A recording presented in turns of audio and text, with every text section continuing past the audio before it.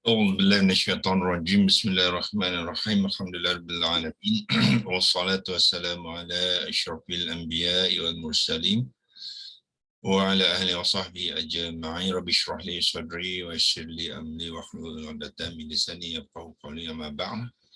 Sekali lagi kita mengucapkan syukuran kepada Allah SWT. Hari ini memulai minggu baru, hari Isnin, dan insyaAllah sesi ini kita ada dengan izin Allah setiap hari pagi sampai Jumaat, ya. Jumaat. Dan kita masih lagi berkongsikan kalimah-kalimah Al-Quran yang bersabit dengan ayat ke-8 Al-Baqarah. Wa minan nasi man yaqulu amanna billah wa bil yaumil akhir wa ma hum bimu'minin. Terdapat kalimah amanna yang dibangunkan daripada tiga huruf akar alif mim nun, ya. Dan kita telah pun mengupaskan dalam beberapa minggu dulu kalimah-kalimah yang berkaitan dalam kumpulan kata kerja, ya. So hari ini kita akan memulakan perkongsian kita untuk melihat kalimah-kalimah yang dibangunkan dalam bentuk kata nama, ya. Kata nama. Dan kata nama ni banyak, ya. Salah satu daripada kumpulan kata nama ialah isim masdar, ya. Isim masdar. Apa dia isim masdar? Ialah kata nama yang diterbitkan daripada kata kerja. So bermakna bila nak memahami kata nama ataupun masdar, so mesti dia berkaitkan dengan kata kerja. So maknanya kalimah tu mesti mempunyai kata dasar dan mempunyai kata kerja, ya. Kalau kalimah tu tidak mempunyai kata kerja, dia membentuk kata nama juga tapi bukannya isim masdar. Itu dipanggilkan isim lazim sahaja, ya, iaitu dia terus daripada tiga huruf akar dengan membina kata terbitan, tidak ada acuan, tetapi dia terus membina kata terbitan dalam bentuk kata nama, ya. Sebagai contoh, kalau di dalam senarai, di dalam korpus ni, dia akan dia akan disenaraikan dalam bentuk noun, dipanggilkan noun. Ini pun bukannya, ini aktif participle, dia panggilkan noun ataupun dipanggilkan nominal. Yang kadang-kadang kita akan jumpa dalam bentuk nominal dipanggil, ya. Okey, tapi hari ini kita nak fokus kepada kumpulan verbal noun. Bahasa Inggerisnya dipanggil verbal noun, ya. Bahasa Arab dia isim masdar. Dan untuk verbal noun yang berkaitan dengan iman, beriman, dia mestilah mengambil wazan yang keempat, ya. Kalau dia tidak mengambil wazan keempat, dia tidak boleh menjadi masdar yang berkait dengan iman, ya. So yang kita kata iman tu sebenarnya adalah verbal noun wazan yang keempat, ya. Wazan keempat. Mungkin saya kongsikan konteks dia. Apakah konteks verbal noun ni, ya? Wazan keempat ni ialah okey, saya kongsikan tafsir dan perkata ni, yang mana macam mana kita nak melihat konteks isim masdar, ya. So kita ambil mana-mana kalimah di dalam Al-Quran yang bersabit dengan beriman. Di dalam konteks ni kita ambil contoh dalam ayat ketiga Al-Baqarah, ya. Sekarang ni Al-Baqarah ayat ketiga, di mana Allah berfirman allazina yu'minuna bil ghaibi. Allazina yu'minuna bil ghaibi. Manakah kalimah yang bersabit dengan beriman? Ialah kalimah yu'minu, ya. So kita tekan di situ yu'minuna, ya, iaitu mereka yang beriman, ya. Mereka dia ya dengan waw nun ni menunjukkan fa'il dia yang jamak mereka. ya. Di tengah ni kata pokok ni adalah dibangunkan daripada alif mim nun, ya, mengambil bentuk yu'minu, ya, menjadikan makna dia mereka yang beriman. Jadi manakah isim masdar dia? Kita lihat di sini, ya, di dalam click for more ni, di bawah ni, click for more ni, ya, tuan-tuan akan dapati alif mim nun ni disenaraikan dalam beberapa kumpulan, ya. So kumpulan ni kita panggil dia apa? Jenis kalimah. Ya, sebab semua jenis ni sudah diikat dengan wazan keempat, ya. So jenis dia dibahagikan kepada perfect tense, iaitu fa'il madhi. Juga dia boleh mengambil bentuk imperfect tense, fa'il mudhari'. Dia juga boleh mengambil bentuk fa'il amar, min. Dia juga boleh dibentukkan dalam kalimah-kalimah isim fa'il mu'minun. Dia juga boleh mengambil bentuk isim maf'ul mu'manun. Tengok beza fa'il dengan maf'ul, apa dia? Beza dia mim saja, ya. Mim dia saja. Kalau mim baris bawah tu dia adalah isim fa'il wazan keempat. Sekarang ni semua ni wazan keempat, okey? So kalau isim maf'ul kepada wazan keempat, dia akan mengambil mim baris di atas. Yang lain tu sama saja. Mu'minun isim fa'il, mu'manun isim maf'ul. Ya, isim maf'ul adalah pasif. Maknanya seseorang yang orang lain yang melakukan kerja ke atasnya. Bermaknanya dia ni orang lain yang mengimankannya. Itu maksudnya isim maf'ul. Bukannya dia yang beriman. Maknanya ada orang lain yang mengimankannya, maknanya ada mungkin secara paksa. Sebagai contohlah, suruh paksa dia beriman, ya.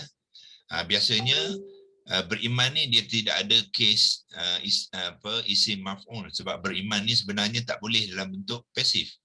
Beriman biasanya, orang yang beriman tu biasanya mengambil bentuk aktif sahaja, ya, aktif, mu'minun. Lepas tu di dalam Al-Quran kita tak jumpa mu'manun, ya, tak ada. Sebab beriman ni tak boleh paksa, tak boleh orang lain yang membuat kita beriman, dia tak jadi, ya, dia tak masuk akal. Okey. So dia selain daripada yang 5 ni, so yang terakhir ni ialah isim masdar. Ya. So bila ada kata kerja, kumpulan kata nama noun di sini adalah bentuk masdar, ya. Kadang-kadang dalam kumpulan ni dia ada bentuk masdar dan bentuk kata nama biasa, iaitu isim lazim, ya. So boleh jadi isim lazim ataupun isim masdar. Saudara ni imanun ni ialah masdar, ya. So sekarang ni kita melihat macam manakah pembentukan imanun, ya. Imanun, untuk perhatian tuan-tuan dan puan-puan, imanun, ya ni tidak boleh ditanda sukun, ya. Ini penulisan lama, dia tandakan sukun. Bila kita menulis ataupun kita membaca untuk mengenali, jangan disukunkan, ya. Sebab apa? Sebab ya ni adalah ya mad, bukannya ya konsonan, ya. So dia ya mad tidak boleh ditandakan sukun. Jadi hamzah qata' berbaris bawah ni diikuti ya mad, lepas tu mim baris atas, alif mad dan nun tanwin dhammah. Itu cara nak mengeja imanun, ya. So yang inilah sekarang ni yang digunakan di dalam senarai yang kita nak berkongsi sekarang, ya. Bermula dengan ayat 93 surah Al-Baqarah, ya, iaitu apa kalimah dia? Imanukum, ya, imanukum, ya. So kita kongsikan ini supaya tuan-tuan dapat mengenal kalimah ni. So kalau kita mengenal ni bermakna banyak kalimah-kalimah yang di dalam kumpulan ni, iaitu sebanyak mana dia kata dia ada 45 kalimah 45 kali digunakan, ya.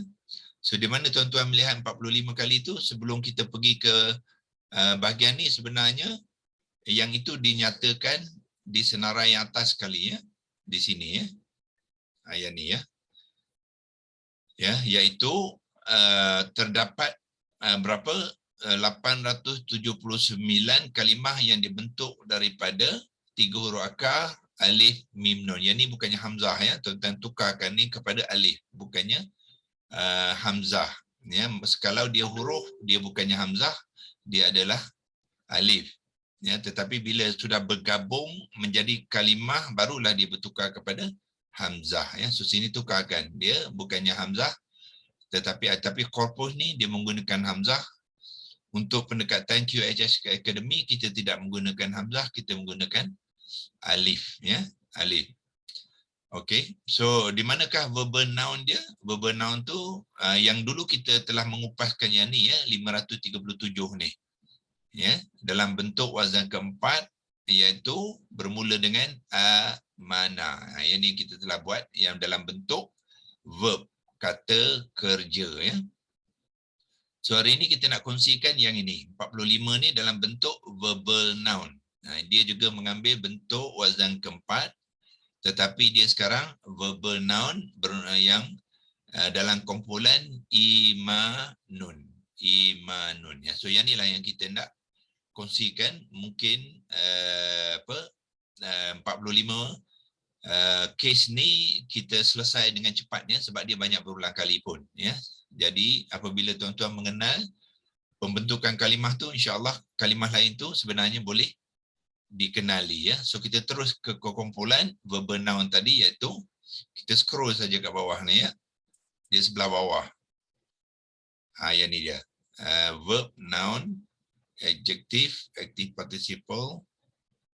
Yang ni dia, ya, iaitu verbal noun wazan keempat, ya. So kita mulakan dengan imanukum, ya, dalam kalimah, dalam ayat qul bi'sama ya'murukum bihi imanukum in kuntum mu'minin. Ya, so dalam ayat itu, ya.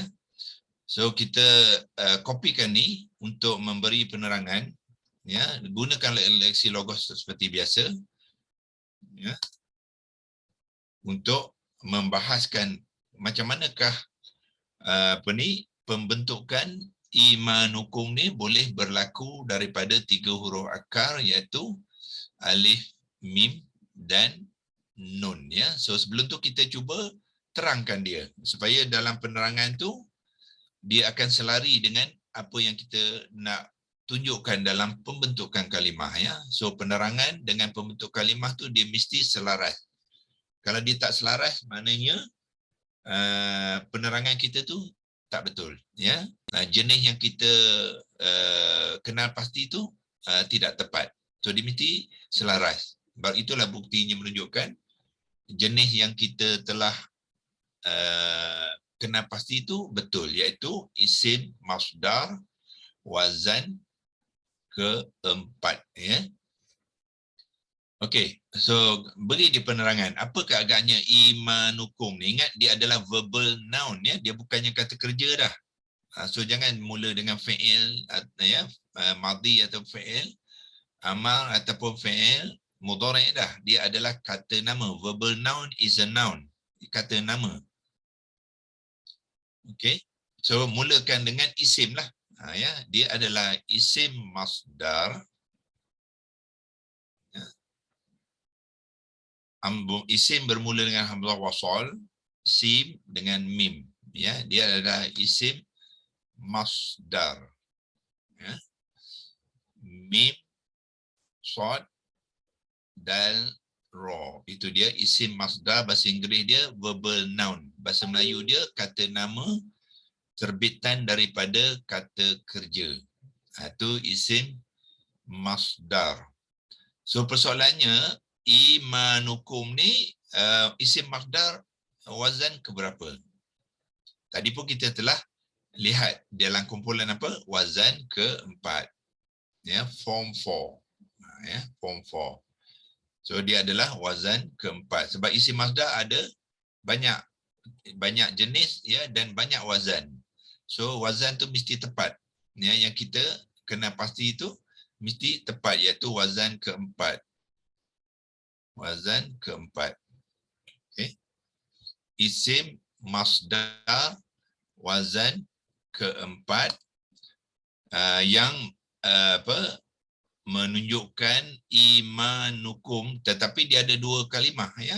Dia adalah gabungan dua kalimah ya. Kalau saya nak bagikan di sini dalam bentuk komponen ya, komponen dia ada dua komponen di sini ya, iaitu saya pecahkan kepada dua. Okey, satu komponen ima nun. Ima yang pertama ni adalah satu komponen, imanu ni ya, satu komponen, dan komponen yang kedua ialah kum. Ya. So kita letakkan ya. Okay, itu komponen dia ya. Mungkin saya gunakan yang ni lah. Okay. Ya. So imanukum, ataupun saya gunakan arrow yang terbalik lah, sebab dia asal dia daripada tu ya. Imanukum sebenarnya adalah ada mengandungi dua komponen. Satu komponen imanu ni, lepas tu komponen kum. Ya. Tetapi kalau dia belum bergabung macam ni, nun ni tidak boleh dhammah sahaja, dia bertanwin ya. So sebenarnya imanun. Itu dia cara mengenalnya.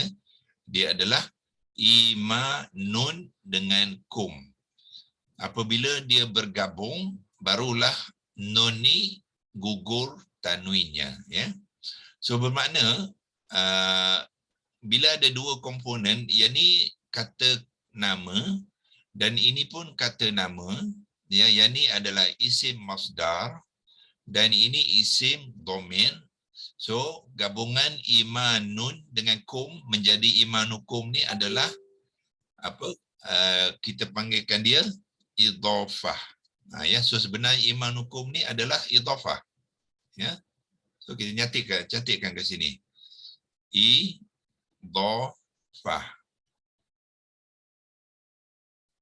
Ya, dia sebenarnya adalah idhafah. Ya. Daripada bentuk tu sepatutnya kita sudah mengenal. Apakah tanda dia? Pertamanya, terdapat dua kata nama yang berturutan, iaitu imanu satu kata nama, kum kata nama yang kedua berturutan. Kemudian kata nama yang pertama ni tidak ada alif lam ta'rifah dan kata nama pertama juga tidak bertanwin. Itu dua lagi tanda dia. Dah dapat tiga tanda. Dan yang tanda keempat ialah kum ni mestilah majrur. Ya, so bermakna dalam kalimah imanukum ni tuan-tuan dan puan-puan, kum ni i'rabnya adalah majrur kerana kum ni ialah mudhafun ilaih ya, dan imanu ni adalah mudhaf. Ya, tapi asalnya dari mana? Dari sini ya, imanun yang digabung dengan kum ya. So bermakna komponen ni satu ialah isim masdar wazan keempat ya, isim masdar wazan keempat iaitu imanun ya. Dan isim masdar wazan keempat tu apakah i'rab dia? Ya, i'rab dia nun baris hadapan tu bermakna marfu'. Min, ra, fa, waw, ain ya, marfu'. So maknanya imanu ni adalah marfu'. Ya. So dia adalah isim masdar wazan keempat yang marfu', dan komponen kedua ialah dan lah ya, kita tambah dan sajalah. Dan kum apa dia? Kum ialah isim dhamir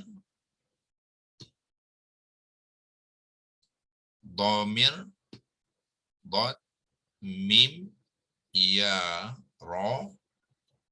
Okey. Dhamir muzakkar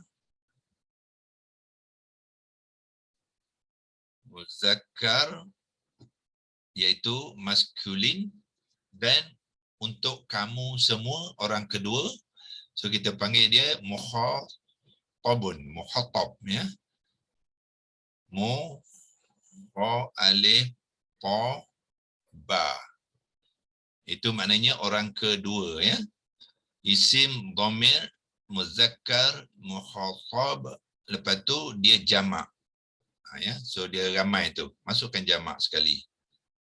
Itu untuk kum ni yang di sini tu ya.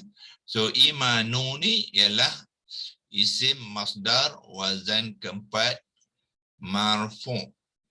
Ya. Dan kum ni ialah isim dhamir muzakkar mukhatab jamak, tetapi dia berperanan sebagai mudhafun ilaih. Ya, dia berperanan sebagai mudhafun ilaih.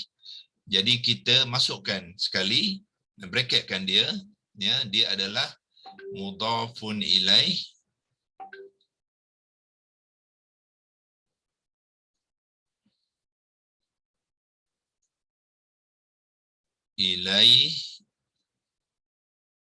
yang majrur ya, yang majrur. Sebab dia mudhaf ilaih mestilah majrur. So mana nak type yang di sini tak dengar, so kita pergi ke jawi ya. Pergi yang kat sini. Ya, nah. Sebab Arab tak dengar. So pergi ke jawi, kita type yang majrur. Itu i'rab dia. Mim, jim, ra, waw, ra. Okay, itu penerangan bagi apa? Kum ni. Okey. Isim dhamir muzakkar mukhatab jamak dan dia berperanan sebagai mudhafun ilaih yang majrur. Jadi bermakna kalau ada mudhafun ilaih, imanu adalah mudhaf. So kita letak di sini ya. Letakkan peranan dia sebagai mudhaf. Mim, dot, alif, fa. Sebab itulah dia menjadi idhafah. Idhafah mesti ada mudhaf ya dan mudhafun ilaih ya.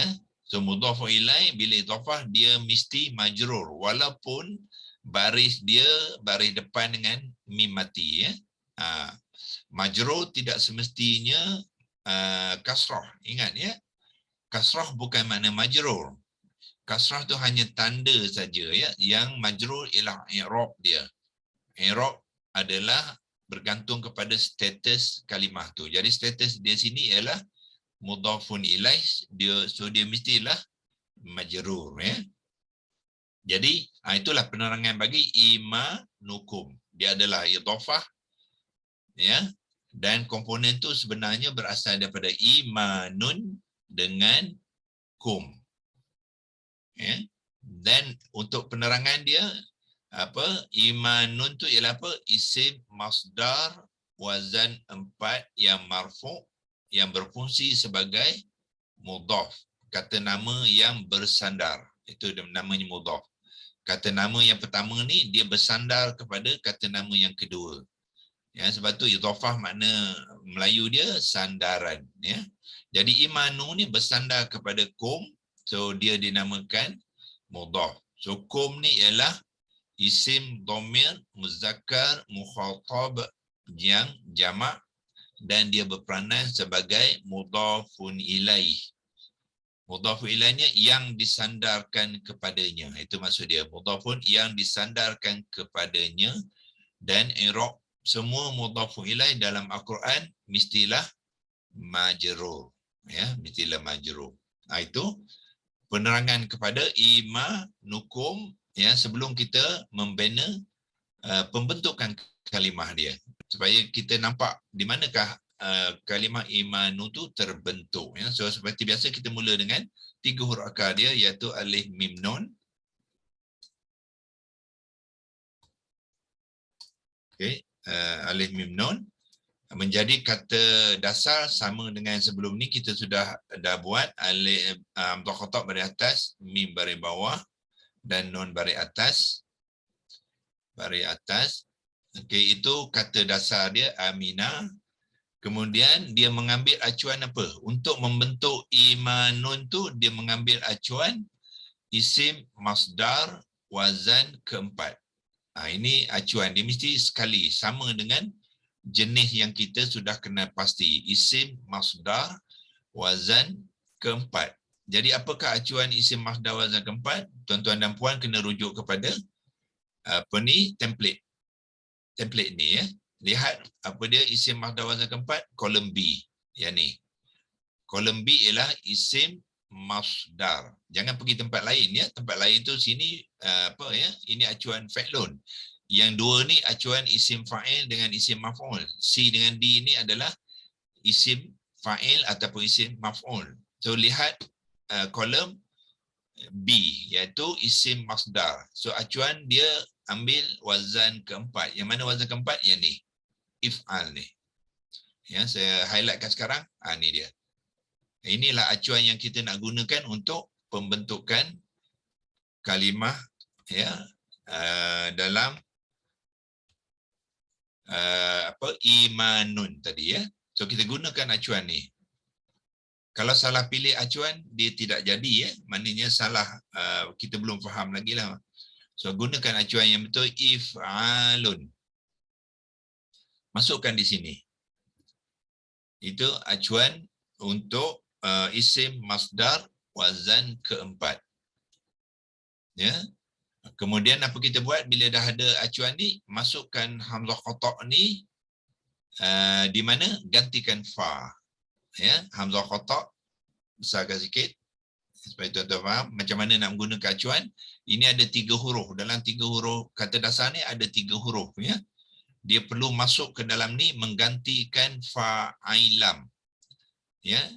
Dia huruf saja ya. Baris tu kita tinggalkan. Biarkan sebab dia sekarang ni dia kena mengikut baris dalam acuan ni ya, bukannya baris yang original. Dia akan masuk menggantikan huruf ni, jadi dia kena mengambil baris yang ada di dalam acuan. So bermakna fa ni adalah apa?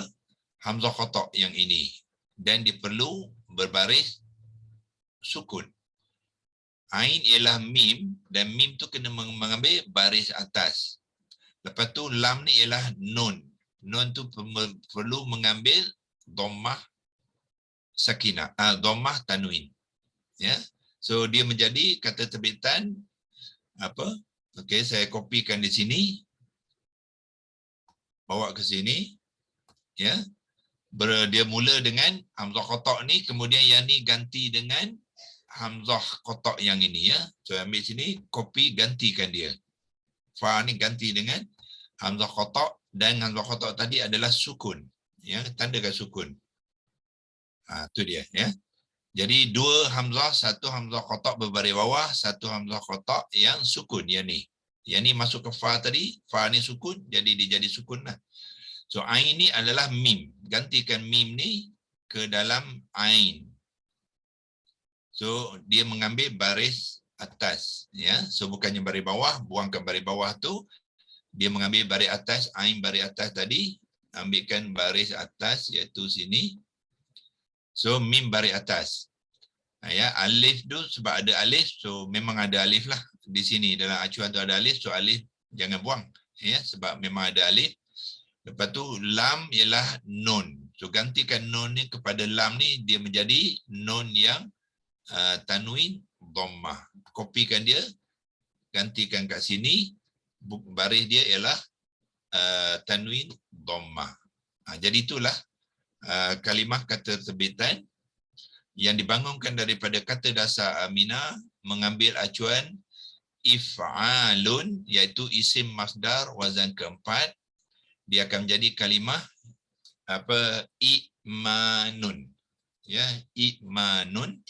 Lihat di sini ada 2 hamzah qata' yang bertemu. 1 hamzah qata' baris bawah, 1 hamzah qata' yang sukun.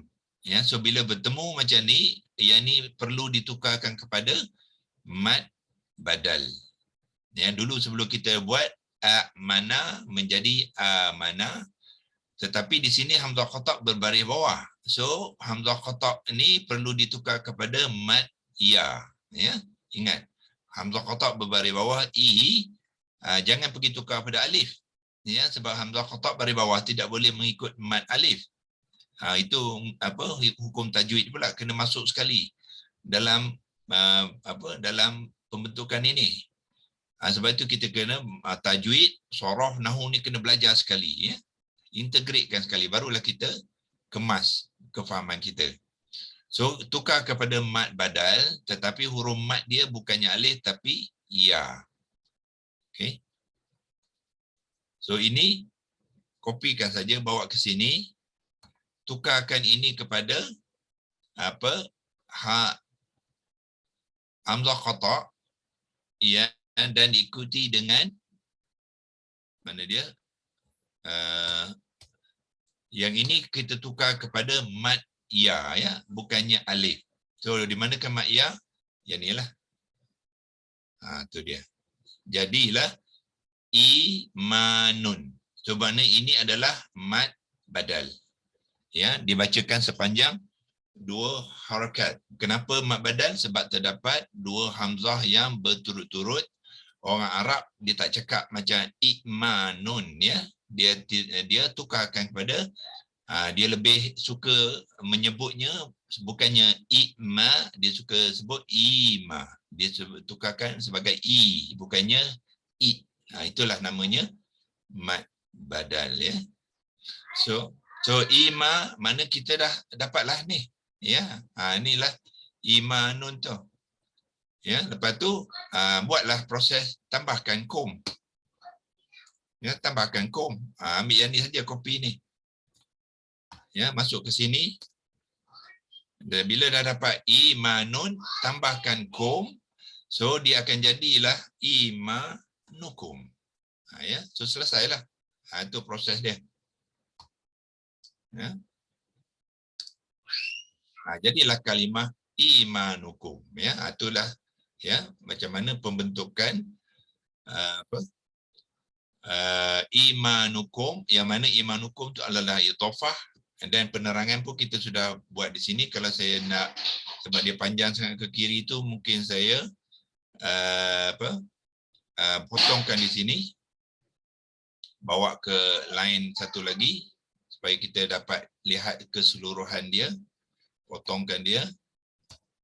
Ya, saya kopikan ke bawah tu, jadi kita nampak dalam satu muka, ya, iaitu imanukum tu adalah idhafah yang terdiri daripada mudhaf dan juga mudhaf ilaihi yang majrur ni. Ini satu ayat lah ni, ya, sampai sini.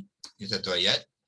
Ini penerangan dia. Jadi kita boleh nampak satu muka, ya. Jadi boleh kita besarkan sikit untuk tatapan tuan-tuan dan puan-puan. Dan pembangunan imanukum adalah macam mana? Daripada alif mim nun menjadi kata dasar aminah.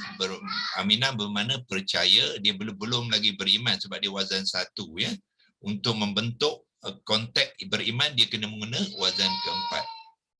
So dalam konteks ni dia mengambil acuan if'alun, iaitu isim masdar wazan keempat. Itulah acuan dia, ya. Dan dia default dia mesti marfu' lah, ya. So ini acuan dia sampai ke marfu' ni sebab dia default memang marfu', if'alun, ya. Di mana if'alun tu ialah di sini, ya, dalam template ni. Ini dia yang saya kuningkan tu, itulah acuan isim masdar wazan keempat, if'alun, ya.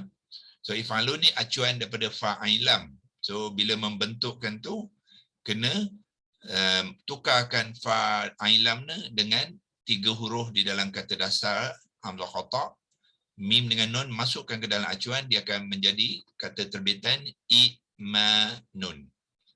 Ya. Terdapat 2 hamzah yang berturut perlu ditukarkan kepada mad badal. Ya.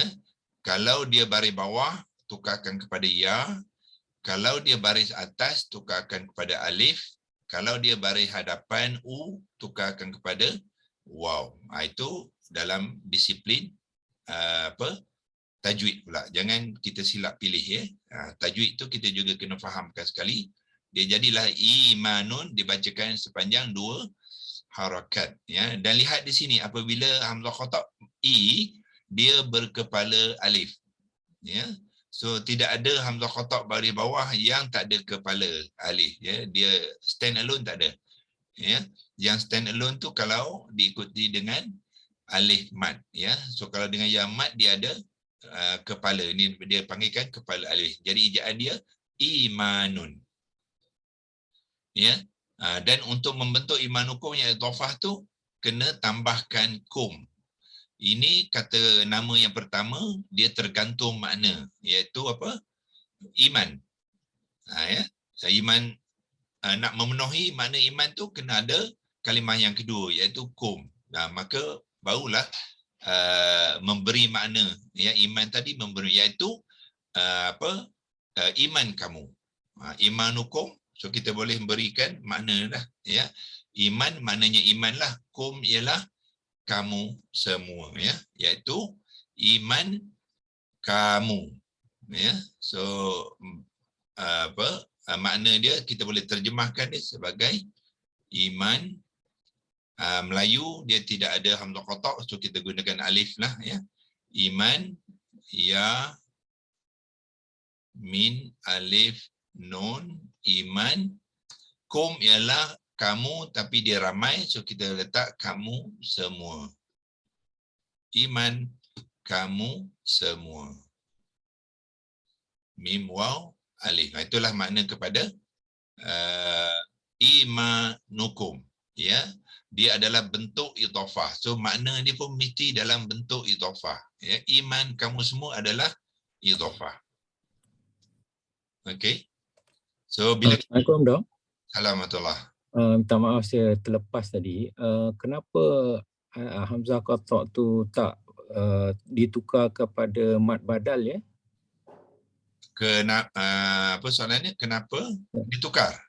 Selalu dia tukar jadi mad badal kan? Yalah ini mad badal lah ni. Oh ya tu. Ya dia mad. Mad sebab hamzah qata' baris bawah dia tak boleh alif. Okay. Dia tak alif untuk kalau huruf sebelumnya baris atas barulah boleh mengambil alif mad. Sekarang ni huruf hamzah ni baris bawah ni i ya. I badal dia bukannya alif. Badal dia ialah ya lah. Ya. I Okey dok. Tadi saya kata jazakallah. Kalau hamzah ni baris depan bunyi dia u, jadi mad dia ialah waw. Kalau dia baris atas, mad dia alif. Ini dia baris bawah. So dia ambil mad ya ya, imanun. Okey dok. Okey. Ya. So bila kita sudah memahami makna, dan barulah kita boleh melihat maknanya dalam konteks ayat itu, iaitu balik kepada ayat tadi, apa dia? Qul bi'sama ya'murukum bihi imanukum in kuntum mu'minin. Ya, bermaknanya Allah ya nak suruh siapa kat sini arahannya kepada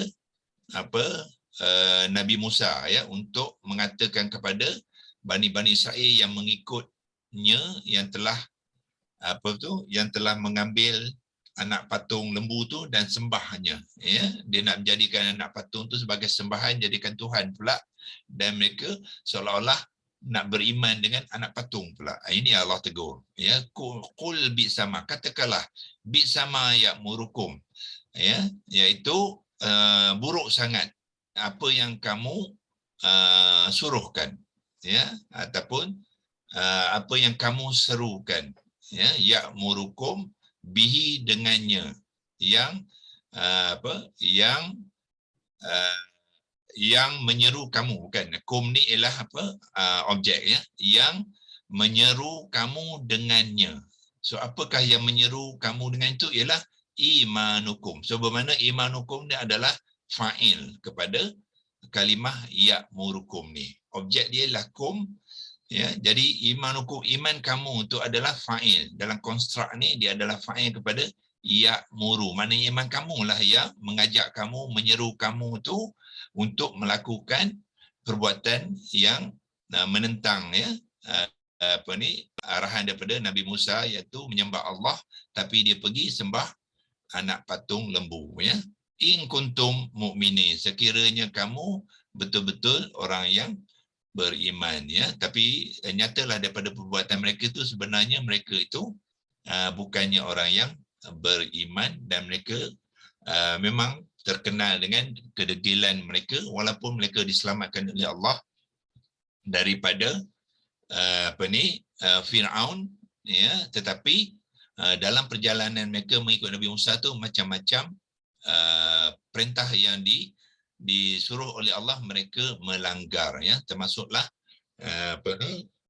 mereka mengambil, tak mahu menyembah Allah tapi dia pergi sembah anak patung, dijadikan sembahan. Mereka kata inilah Tuhan kami sembah anak patung itu sebagai Tuhan. Iaitu nyata menentang suruhan Allah.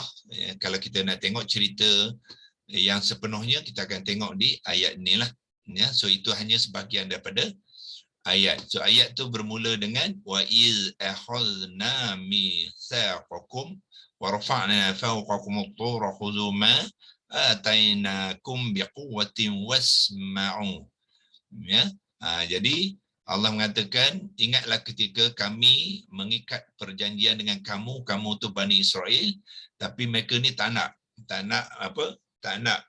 ikat perjanjian Allah, maka Allah angkat gunung Tur Sina tu nak hempapkan atas mereka, kedegilan mereka tu Allah nak ajar sikit. Lepas tu mereka setuju. Mereka kata okey, ikut.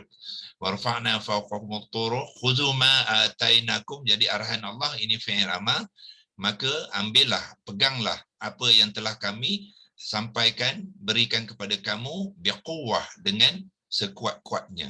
Pegang dia, jangan lepas. Itu maksudnya, dan semua apa yang atainakum tu dalam kitab Taurah yang Allah telah berikan kepada Nabi Musa. Wasma'u fi'il amar, dan dengarlah. Jadi maknanya arahan Allah tu dengarlah, maknanya turutilah apa yang Allah suruh melalui Nabi Musa. Jadi apa mereka jawab? Qalu sami'na wa asayna. Ini orang Bani Israel, daripada situ pun kita dah tahu karakter dia. Patutnya qalu sami'na wa ata'na, kami dengar dan kami taat, tapi tak. Allah menceritakan kepada kita, Bani Israel ni punya degil orangnya. Dia kata qalu sami'na wa asayna. Wa asayna apa makna? Kami derhaka. Dah dengar tapi kami derhaka. Itulah maknanya, direct dia cakap, dengan lantang, mereka menentang apa yang Allah arahkan kepada mereka, Dan Allah nak cerita wa usyribu, sebenarnya usyribu ni daripada minum, syariba, minum, tapi Allah gunakan dalam bentuk itu ialah maknanya telah pun seolah-olah dimasukkan ke dalam hati mereka itu, dalam bahasa Inggeris dipanggil absorb ni, tenggelam, yang telah serapkan fi qulubihim, di dalam hati mereka tu ajala, iaitu anak patung yang mereka sembah tu, bikufrihim, dengan kekufuran mereka. Maknanya kuat mereka nak menyembah anak patung tu sebagai Tuhan. Sebab tu mereka menderhaka wa asayna tu. Jadi Allah respon balik dengan kata ulbit, sama, katakanlah amat buruk apa yang iman kamu menyeru kamu. Dia terbalik, sebab ini fa'il dulu, kita bila menterjemah tu ambilkan fa'il tu dulu. Amat buruklah iman-iman kamu menyeru kamu, bihi itu dengannya, maknanya apa yang iman kamu tu mengajak kamu. Itu maksud dia, in kuntum, jika kamu orang-orang yang beriman. Allah nak mengatakan perbuatan mereka ni sangat buruk, perbuatan tu datang daripada mana? Daripada iman mereka tu. Iman mereka tu apakah? Iman tu ialah mereka mahu mengambil anak patung tu sebagai sembahan, dan perbuatan tu adalah perbuatan yang kufur. Sebab tu Allah kata bikufrihim, dengan kekufuran mereka tu. Dan perbuatan tu adalah sangat buruk, Kalau kita tukar ni terjemahan ni ke dalam bahasa Melayu, kita akan lihat bahasa Melayu. Katakanlah, qul adalah katakanlah, alangkah buruknya apa yang diperintahkan oleh iman kamu kepada kamu. So iman kamu ni adalah fa'il dia, ya. Fa'il dia memerintahkan mereka itu jika kamu orang-orang yang beriman, ya. InsyaAllah kita sudahi perkongsian kita hari ini di sini, dan insyaAllah besok kita akan sambung lagi melihat dalam pembentukan bil imani, ya, dan seterusnya, kalimah-kalimah yang dibangunkan mengambil bentuk yang sedikit kelainan, ya. So imanukum ni, tuan-tuan bila sudah mengenal ni, maknanya di sini akan sudah kenal lah, ya, kalimah yang sama, iaitu cuma beza dia apa? Sekarang ni non baris bawah saja. Nanti kita akan terangkan. Ini non baris hadapan, marfu'. Di sini non baris bawah, maknanya imani ni ialah majrur, dan kita akan terangkan kenapa dia majrur. Kemudian sini non mengambil baris atas menunjukkan i'rab kepada iman tu adalah mansub. Ya, walaupun kalimah yang sama, tetapi i'rab dia berbeza. Yang ni marfu', yang ni majrur, yang ni mansub. So mesti ada sebabnya, ya. Kenapa dalam konteks ayat tu dia mengambil i'rab yang berbeza, ya. So ini imanihim, non baris bawah maknanya majrur, tetapi mudhafu ilaih dia berbeza, ya. Yang ni kum, yang ni him, tapi konstruk dia sama, ya. So nanti insyaAllah kita akan kongsi supaya tuan-tuan mengenal apabila melihat kalimah tu, ya, daripada tanda-tanda huruf-huruf, baris-baris dan susunan huruf-huruf tu, kita mengenal kalimah tu dan kita boleh menggunakannya dalam konteks makna kepada ayat itu, insya-Allah, ya. So hari ini kita sudahi dulu. Wabillahi taufik wa hidayah. Wassalamualaikum warahmatullahi wabarakatuh. Waalaikumsalam. Assalamualaikum. Terima kasih, Doktor. Terima kasih, Doktor.